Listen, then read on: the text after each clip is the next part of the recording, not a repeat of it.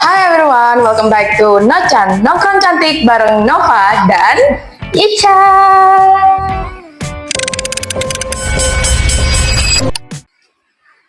Oke guys, balik lagi. Sekarang siapin kopi kalian karena kita akan bahas sesuatu yang lebih serius daripada biasanya. Tapi tetap seru, karena mungkin ini berkaitan dengan kehidupan sehari-hari kita ya. Nah, kita itu akan bahas tentang pertemanan zaman sekarang. Kalian pernah mikir nggak sih, pertemanan zaman sekarang itu udah beda dari pertemanan zaman dulu? Bedanya gimana? Kalian pernah mikir nggak, kalau dulu itu kita kalau berteman kita harus berinteraksi secara langsung dengan orang-orang di sekitar kita, harus tatap muka. Tapi sekarang kita bahkan bisa tetap berteman walaupun kita nggak tatap muka dengan orangnya secara langsung. Tapi sayangnya, walaupun teman kita banyak nih, mungkin dari berbagai belahan dunia pun punya teman gitu, tapi kadang kita suka ngerasa ada kayak something different. Soalnya kita kadang nggak tahu nih siapa yang harus dihubungi kalau kita ada masalah. Nggak tahu aja gitu. Siapa yang bisa kita jadiin emergency call saat kita emang bener-bener butuh. Tapi katanya ini merupakan salah satu dampak dari postmodernisme. Jujurnya gue pada nggak paham, tapi untuk bisa lebih paham akan kita bahas di podcast kali ini. Nah, benar banget Ica yang kamu omongin. Teman-teman, yang tadi Ica omongin itu merupakan salah satu dampak dari postmodernisme. Oh ya, perlu kalian ketahui juga ya, sekarang kita itu nggak hidup di zaman batu, teman-teman. Kita hidup di zaman yang serba cair, serba fleksibel, di mana ikatan sosial kita lebih gampang, lebih nyaman, jangkauannya lebih panjang, lebih luas. Jadi intinya tuh lebih fleksibel, teman-teman. Kalau dulu di zaman batu, kita tuh biasanya interaksi sosialnya tuh kalau nggak sama teman satu kampung, satu kota, satu kelas mungkin pasti kayak cuma gitu-gitu aja ya teman-teman. Nah, kalau di zaman sekarang interaksi sosial kita itu lebih luas, bahkan sampai ke luar negeri. Contohnya aku punya banyak banget teman luar negeri. Ya nggak, Cak? Nah, bener banget, Not. Tadi kayak tanpa kita sadari, kita tuh temenan udah dengan beragam orang gitu loh, banyak orang banget.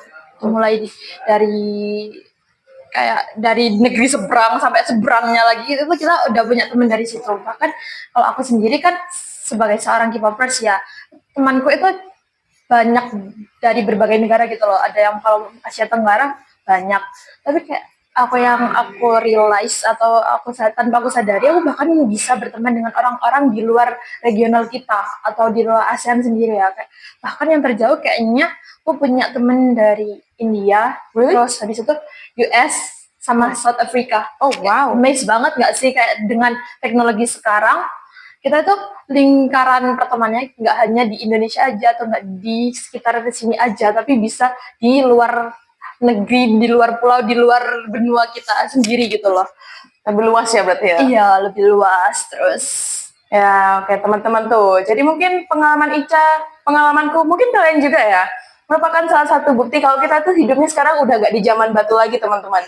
Kita hidup di zaman yang serba cair, interaksi sosial kita jelas banget lebih luas. Kayak tadi, Ica sebagai K-popers punya teman dari berbagai benua, terus mungkin aku juga sebagai K-popper juga kebetulan sama nih, punya teman banyak banget di luar negeri ya teman-teman. Mungkin kalian juga sama, punya teman di luar negeri dan itu nggak apa-apa banget, karena itu menandakan kalau kita itu emang benar-benar hidup di zaman yang modern, zaman yang cair, yang mana interaksi sosial kita itu benar-benar fleksibel. Betul gak, Cak? betul banget. Nah, kayaknya openingnya udah dulu sih. Mending kita gimana sih kalau kita lanjut ke pembahasan lebih berat nih. Oke, lanjut yuk. Modernisasi nih.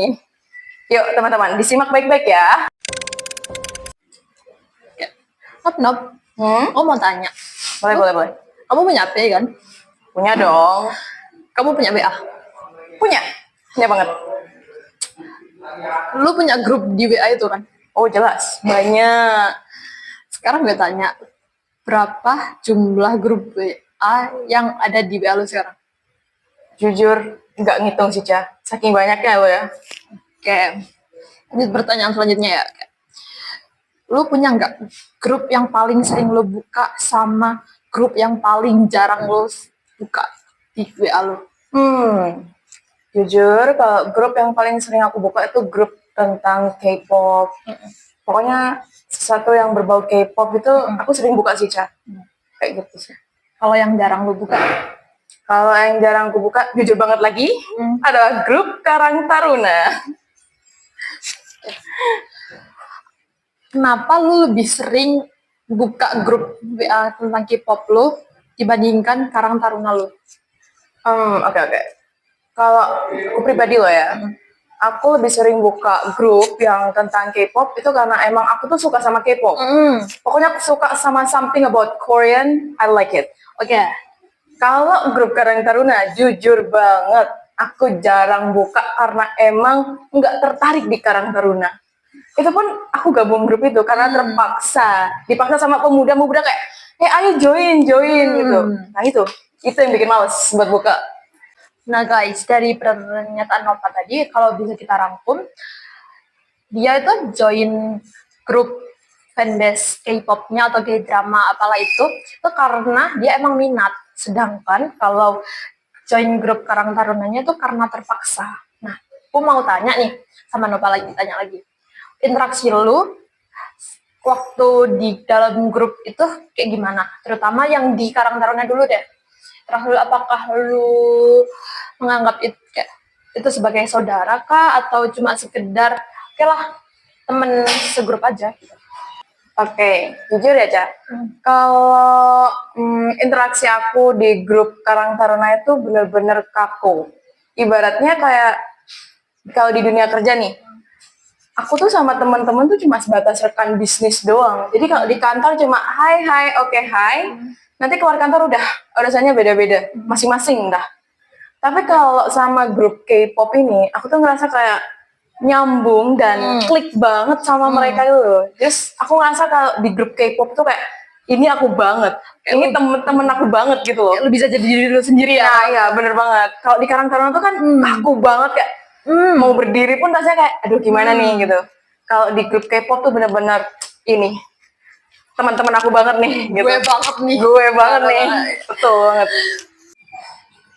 Nah guys, jadi yang dibilang Nova tadi itu merupakan benar emang contoh dari adanya postmodernisme, di mana di era ini emang kebanyakan orang itu akan memilih lingkungan sosial atau kelompok sosial yang gimana dia itu bisa jadi dirinya sendiri di situ, yang dia tuh bisa sharing apa yang dia suka, terus intinya dia tuh bisa menjadi dirinya sendiri di kelompok itu dibandingkan di lingkungan sosial atau di kelompok sosial yang membuat apa kayak yang hanya pelengkap, gimana dia tuh lebih terpaksa atau mungkin tertuntut gitu. Iya, terus interaksi sosialnya kaku, yang dimana itu tadi itu walaupun mungkin kelompoknya kecil, yang penting itu kelompok itu bisa memahami diri kita. Kayak kalau kelompok itu bisa menjadikan kita bisa jadi diri sendiri, kita akan lebih milih itu dibandingkan kelompok yang besar tapi kayak kita jadi orang lain ya. Terus nah, secara nggak sengaja kita tuh terdampak postmodernisme nggak sih, Ca? Iya, mungkin kayaknya iya deh. Iya nggak sih? Kayak dilihat dari pergaulan kita yang udah luas banget, yang kita tuh ya walaupun emang ada beberapa yang pergaulan kita tuh kayak masih stuck di beberapa part macam grup Karang Taruna tadi, tapi kan intinya kita lebih suka buat pergaulan yang lebih luas. Benar, yang bisa jadi di kita. Nah, jadi itu mungkin aja bisa jadi contoh bahwa kita udah masuk di era postmodernisme ya guys. Yuk kita lanjut ke sesi berikutnya. Nah, teman-teman, masuk di era modernisasi ini kita nggak jauh luput dari yang namanya pembahasan Gen Z. Benar nggak?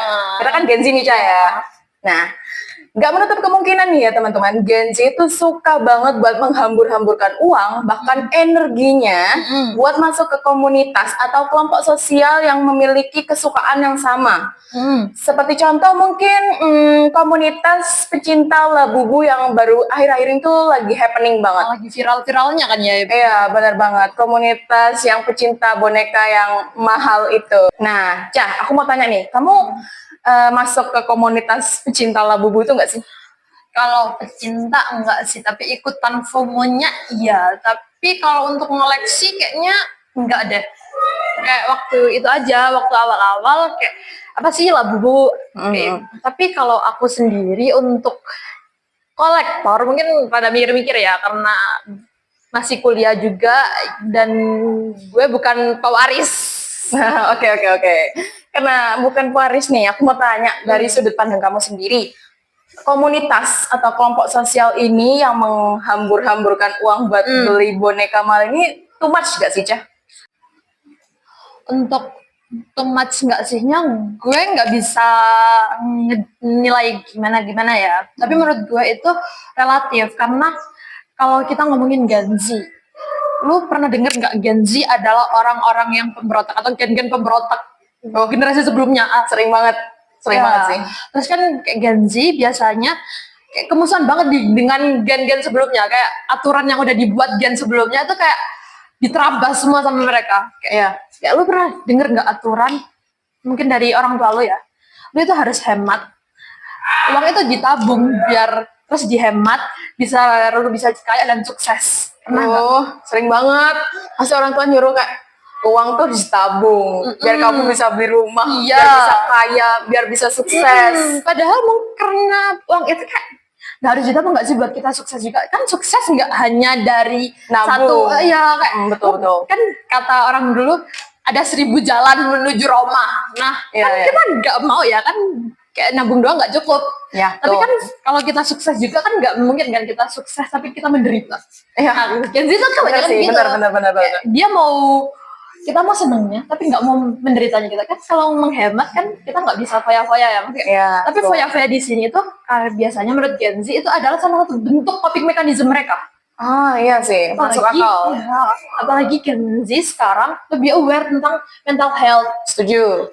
Nah, kayak mungkin dengan menghambur-hamburkan ini kayak mereka lebih bisa nggak sih kayak apa ya menyalurkan nih atau mengurangi stres mereka kan. Nah, maka dari itu kayak Gen Z sekarang itu lebih suka melawan aturan dan bahkan mereka itu lebih suka membuat rules baru atau rules buat diri mereka sendiri lah.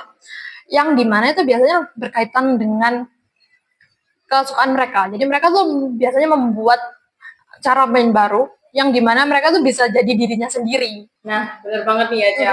Secara nggak langsung Gen Z itu emang bisa disebut sebagai gen pemberontak nih. Dimana mereka tuh ngerasa bangga banget buat menciptakan peraturan baru dan juga bangga buat meninggalkan peraturan-peraturan lama nih ya, Ca.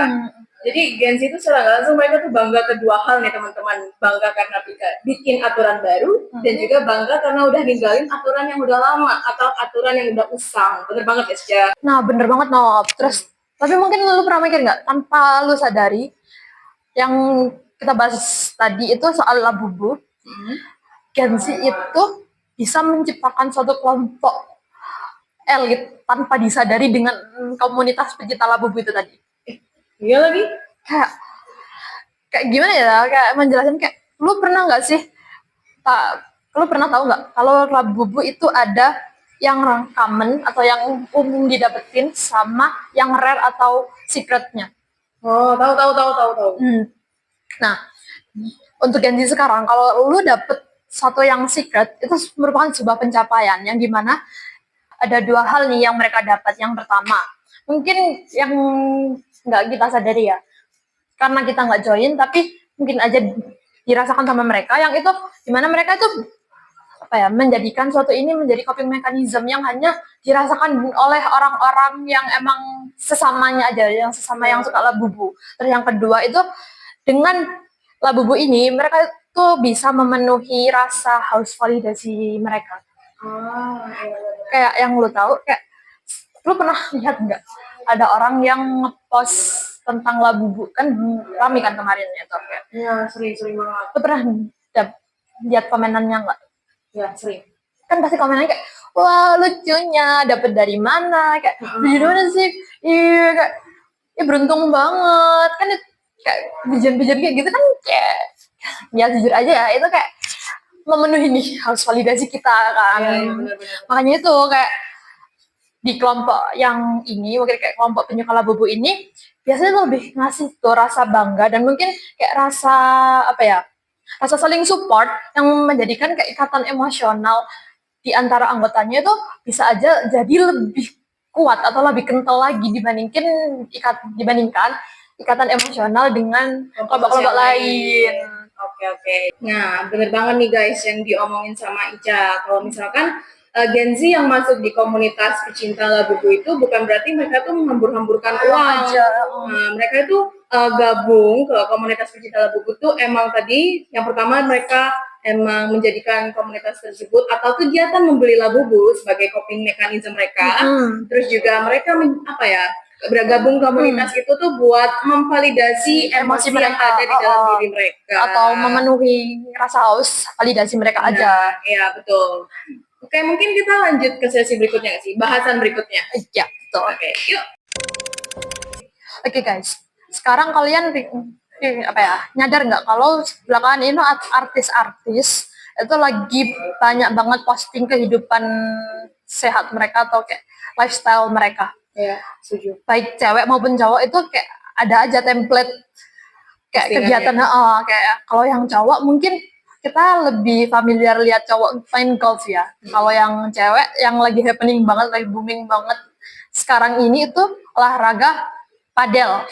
Yang dimana itu kayak apalagi di era digital ini kayak emang isu tentang citra diri itu emang lagi apa ya? Lagi digaung-gaungkan banget. Ya, nah, dari olahraga itu tadi ternyata guys itu juga merupakan bentuk mereka itu apa ya show up citra diri mereka lewat postingan baik dari olahraga mereka yang golf tadi dan juga padelnya tadi. Nah, benar banget nih, Ca. Apalagi kalau sekarang kan didukung sama media sosial ya, di mana media sosial itu merupakan wadah atau panggung besar nih buat para influencer atau artis-artis ini nge-show up kebiasaan sehat mereka kayak mungkin padel, golf, semacam itu ya. Jadi secara nggak langsung mereka itu menuangkan segala kegiatan sehat mereka tuh di media sosial ya, Ca. Nah, tadi kayak secara nggak langsung itu kan tempat mereka untuk show off kegiatan mereka ya, yang dimana itu merupakan juga cara mereka membangun image mereka. Nah, mungkin walaupun ya kita nggak tahu nih apakah mereka bener jago atau emang cuma buat jaim aja kayak bangun citra aja. Apalagi kan di era digital kan nggak tahu ya aslinya kayak gimana.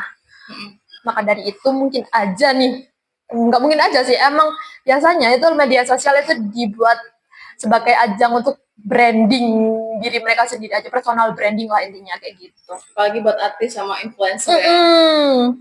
Nah, benar banget nih, Ca.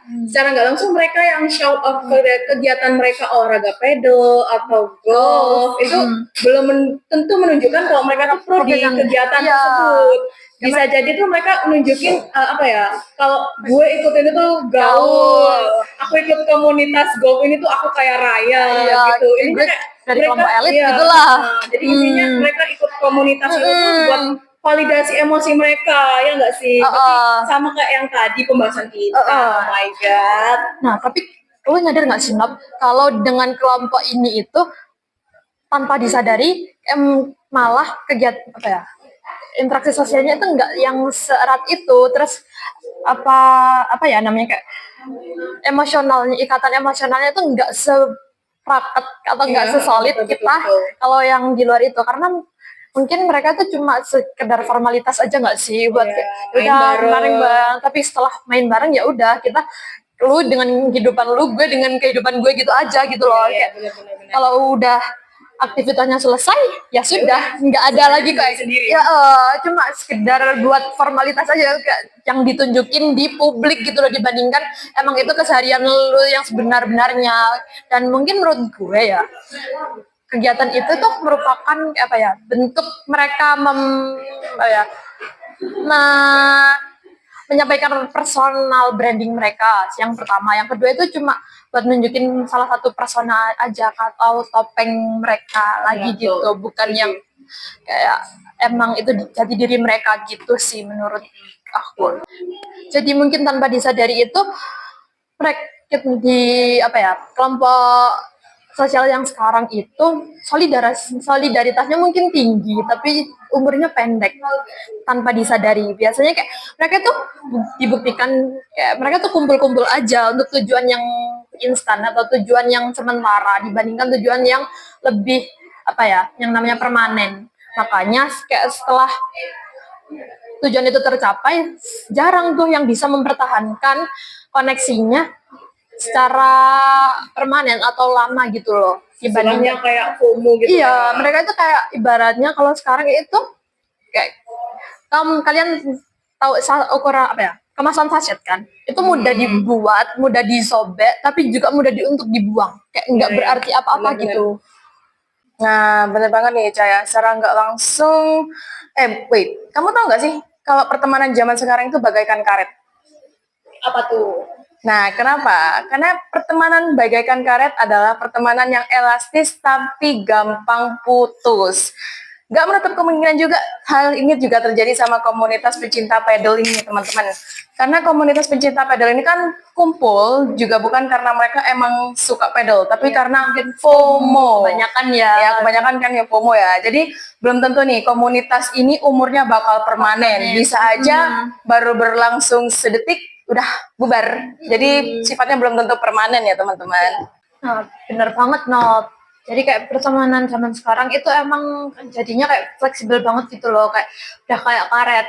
Emang kayak fleksibel, terus lebih Elastis ya. elastis. Kita jadi lebih leluasa dalam memilih teman. Tapi kayak ya karet balik lagi ke filosofi karet bahwa kayak gampang putus kan. Ya, tuh. Sama kayak zaman sekarang. Jadi orang-orang di dalam lingkungan pertemanannya itu kayak sekarang jauh lebih gampang untuk keluar masuk gitu loh. Kadang kalau zaman dulu kan kita kadang kalau apa ya keluar dari satu circle atau keluar dari satu kelompok sosial itu kan kayak sungkan nih buat keluar. Ya, betul. Terus kayak ada pikiran kayak apakah aku akan punya teman ya. Tapi kan karena sekarang kita ada banyak opsi untuk milih teman ya. Jadi kayak kalau kita mau keluar masuk suatu kelompok itu hal yang mudah-mudah aja. Yang itu juga merupakan kayak ciri khas apa ya lingkungan pertemanan zaman sekarang lah, yang gimana itu sifatnya kayak cair banget, ngalir, tidak jarang yang bisa apa ya statis atau stuck di satu tempat aja. Kebanyakan sih kayak ngalir terus aja gitu. No. Wah, gila, Cah. Benar-benar ini bikin pusing banget ya kelompok sosial di apa namanya zaman yang serba cair ini.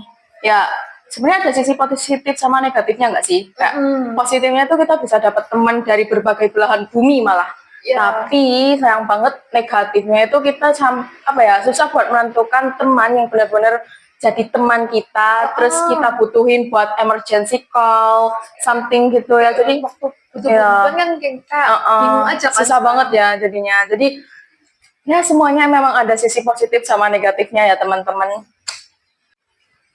Jadi menurut lo ada nggak sih cara buat kita itu biar bisa beradaptasi dengan lingkungan pertemanan di era postmodernisme ini?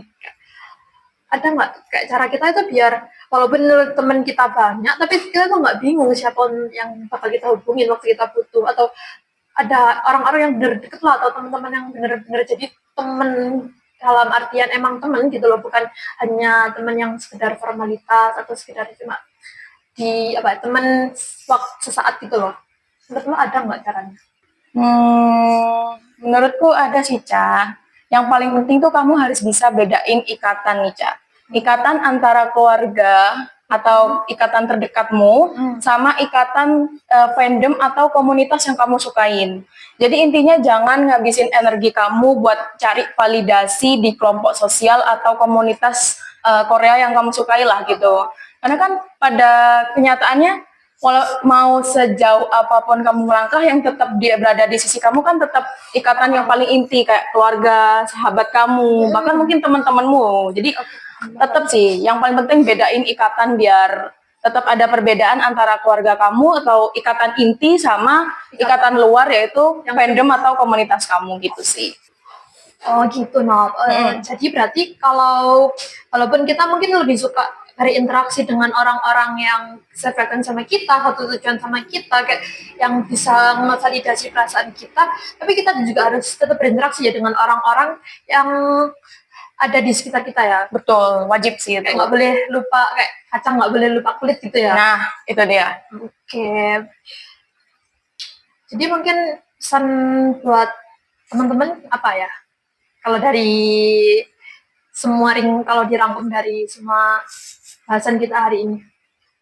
Kalau menurut aku ya, pesanku cuma satu sih. Kalian boleh banget buat join, buat gabung di komunitas atau kelompok sosial apapun yang kalian sukai. Tapi tetap jangan lupa sama orang-orang yang selalu ada di samping kalian, di dekat kalian sampai kapanpun, yaitu keluarga, sahabat, sama teman kalian yang nyata itu. Ya nggak, Cak? Iya sih. Terus mungkin kalau dari gue ya, buat kalian semua, jangan jadi kacang yang lupa kulit aja sih. Mungkin itu aja. Catat. Nah, teman-teman, selesai sudah sesi nongkrong cantik kita sambil ngopi-ngopi nih. Ya, mungkin terus juga sebelum pembahasan ini semakin rumit dan berat, jadi Bikin mungkin pusing. kita akhiri aja ya. Betul. Sampai sini aja gitu. Jangan lupa di like, di subscribe, dan di share ke teman-teman kalian yang mungkin tertarik dengan bahasan kita kali ini. Betul. Aku Nova. Aku Ica. Kita pamit undur diri. Bye.